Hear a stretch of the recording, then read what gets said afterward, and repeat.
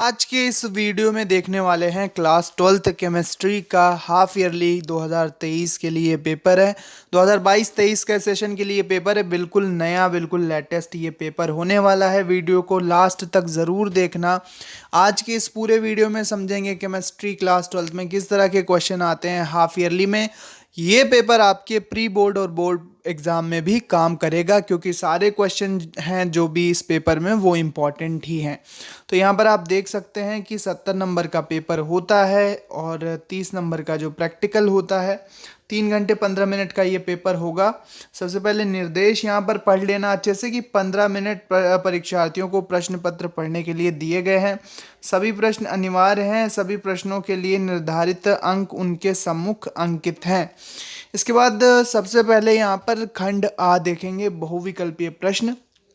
तो यहाँ पर बहुविकल्पीय प्रश्नों में सबसे पहला प्रश्न है कि पोटेशियम सल्फेट है, तो पोटेशियम सल्फेट एक आयनिक ठोस है। ऑप्शन ए इसका करेक्ट है। दूसरा है 180 ग्राम जल में जल के कितने मोल होंगे, तो जल के 10 मोल होंगे, क्योंकि एक मोल में 18 ग्राम जल होता है। तो टोटल ग्राम को जब हम उसके अणु भार से, मॉलिक्यूलर वेट से भाग दे देंगे, डिवाइड कर देंगे, तो 10 मोल आ जाएंगे।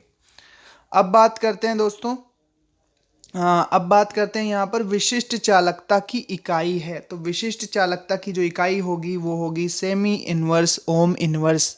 ठीक है, ऑप्शन सी सही है। प्रथम कोटि की अभिक्रिया के लिए वेग स्थिरांक का मात्रक क्या होगा? प्रथम कोटि की अभिक्रिया के लिए वेग स्थिरांक का मात्रक पूछा गया है, तो ये हो जाएगा टाइम इनवर्स होता है। तो ऑप्शन सी करेक्ट हो जाएगा। सेकंड इनवर्स यहाँ पर प्रथम कोटि की अभिक्रिया के लिए वेग स्थिरांक का मात्रक होगा। इसके बाद निम्नलिखित में से जल विरोधी कोलाइड कौन सा है? तो हम जानते हैं कि दो तरह के कोलाइड होते हैं, जल स्नेही कोलाइड और जल विरोधी कोलाइड। तो जल विरोधी कोलाइड जो कि जल के संपर्क में आने पर तुरंत और आसानी से कोलाइडी विलेन नहीं बनाते हैं। तो यहाँ पर स्टार्च, गोंद और जिलेटिन जो है ये आसानी से कोलाइडल विलेन बना देते हैं, कोलाइडी सॉल्यूशन बना देते हैं। जबकि धातु ऑक्साइड और कुछ पदार्थ यहाँ पर आसानी से कोलाइडी विलेन नहीं बनाते। तो स्टैनिक ऑक्साइड जो होगा ये एक द्रव विरोधी कोलाइड होगा। ऑप्शन सी यहाँ पर सही है। नेक्स्ट है हमारे पास निम्न में से विस्फोटक यौगिक है। तो NCl3, ठीक है, नाइट्रोजन ट्राइक्लोराइड यहाँ पर एक ये विस्फोटक प्रकार का यौगिक होता है। ये अकार्बनिक यौगिक है, नाइट्रोजन ट्राइक्लोराइड इसका नाम है। अब दोस्तों 2-2 नंबर के प्रश्न आ गए हैं। 2-2 नंबर के प्रश्न यहाँ पर देखेंगे। तो पहला प्रश्न है सरल घनीय जालक की संकुलन क्षमता कितनी होती है? 2 नंबर का प्रश्न है। मोलरता की परिभाषा लिखिए। तो मोलरता तो ज़रूर पढ़ के जाना अगर आप 12th में केमिस्ट्री पढ़ते हो। इसके बाद पेपर में बहुत आता है मोलरता, मोललता, ठीक है, नॉर्मलता, ये तो आना ही आना चाहिए, बेसिक है। तुल्यांकी चालकता किसे कहते हैं? यहाँ पर ये वाला प्रश्न भी आता है। विशिष्ट वेग स्थिरांक किसे कहते हैं? विशिष्ट वेग स्थिरांक किसे कहते हैं, ये भी आपको आना चाहिए। इसके बाद प्रश्न संख्या 3, जो यहाँ पर भी 2-2 नंबर के ही प्रश्न हैं।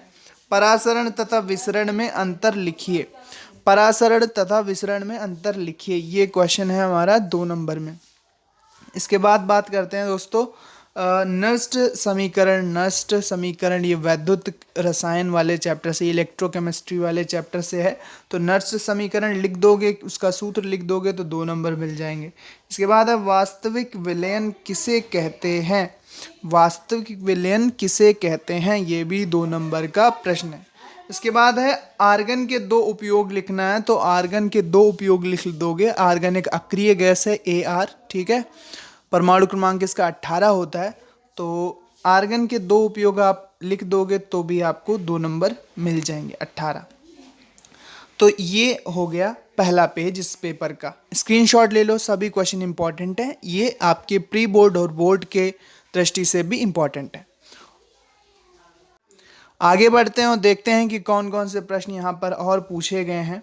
तो यहाँ पर ये दूसरा पेज है इस पेपर का। तो 3-3 नंबर के प्रश्न स्टार्ट होते हैं। यहाँ पर पहला प्रश्न है क्रिस्टलीय ठोस को उदाहरण सहित समझाइए। क्रिस्टलीय ठोस को उदाहरण सहित समझाना है और ये न्यूमेरिकल तैयार करके ज़रूर जाना, ज़रूर आता है, बार बार आता है, रिपीट होता है।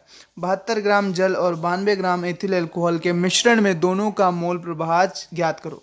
पहले दोनों के मोल निकाल लेना, ग्राम में जो भार दिया हुआ है इसमें अणु भार का भाग दे देंगे तो इनके मोल निकल आएंगे। मोल जब नहीं पता चल जाएंगे जल और एथिल अल्कोहल के, तो इनका मोल प्रभाज, मोल फ्रैक्शन भी निकल आएगा।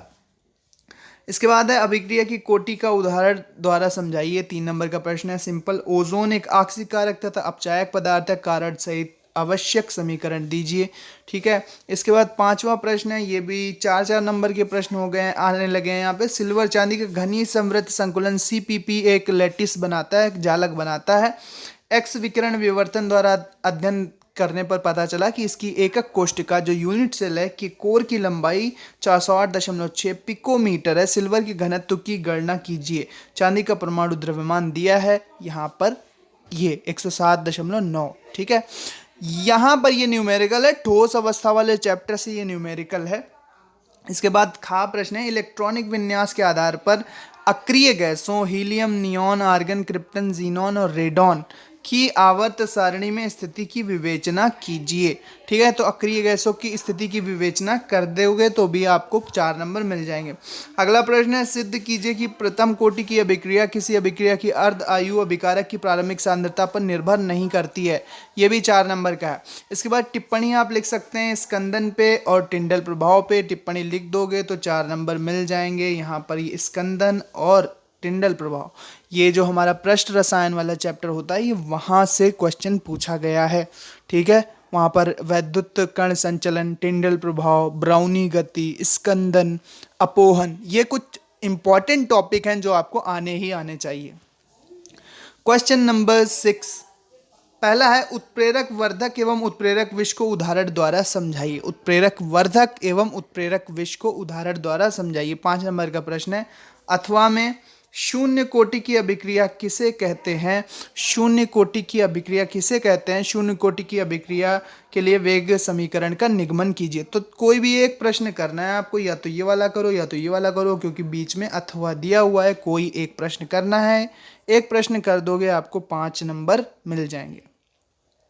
अगला प्रश्न है, विद्युत रासायनिक श्रेणी क्या है? इसके प्रमुख लक्षणों को लिखिए। वैद्युत रासायनिक श्रेणी क्या है? इसके प्रमुख लक्षणों को लिखिए। अगर नहीं आता है तो अथवा में लिख सकते हैं आप। अमोनिया के निर्माण की हैबर विधि, मोस्ट इंपॉर्टेंट, जरूर तैयार करके जाना अकार्बनिक रसायन से। हैबर विधि द्वारा अमोनिया के निर्माण का सचित्र वर्णन, एक बार चित्र बना लेना, अच्छे से समझ लेना, 2-3 बार बना लोगे तो याद हो जाएगा। चित्र की सहायता से हम इसकी डिटेल भी लिख सकते हैं। इसकी Cl2 से क्रिया का रासायनिक समीकरण लिखिए। अगला है, किस ताप पर ग्लूकोज का 5% विलयन वायुमंडल दाब उत्पन्न करता है? यहाँ पर गैस स्थिरांक दिया हुआ है। किस ताप पर ग्लूकोज का 5% विलयन 7 ATM दाब, 7 वायुमंडल दाब उत्पन्न करता है या करेगा? 5 नंबर का न्यूमेरिकल है। अगर नहीं समझ में आता ये न्यूमेरिकल, भाई नहीं समझ में आ रहा है, तो अथवा में एक विकल्प है कि आप क्या कर सकते हो, आप ये वाला प्रश्न कर सकते हो। अंतःकाय केंद्रित घनीय संकुलित संरचना की संकुलन क्षमता की गणना कीजिए।